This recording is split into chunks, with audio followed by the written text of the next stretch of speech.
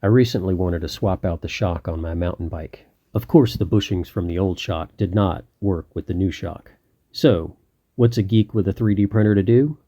Make your own and print it, of course.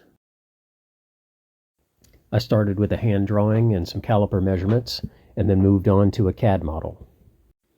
I use FreeCAD, and this was a relatively simple part.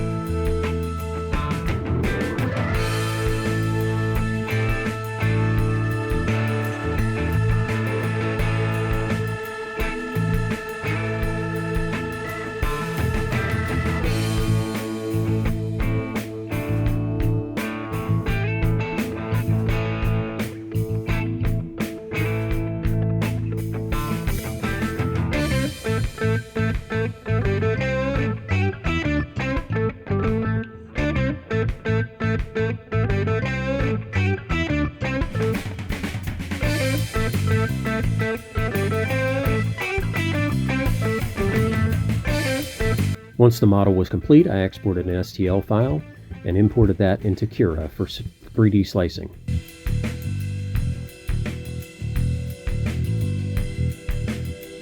This is a weight-bearing part, so I used 100% infill.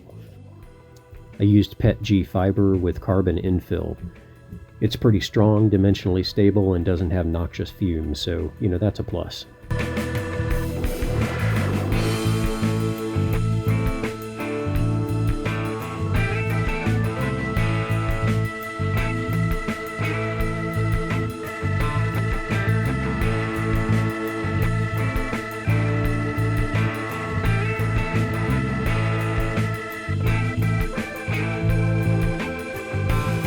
On the first iteration, the press fit diameter was a little bit too big, so I sanded it down and then I adjusted it in the CAD drawing and then printed the second one, and I only had to print 2 parts.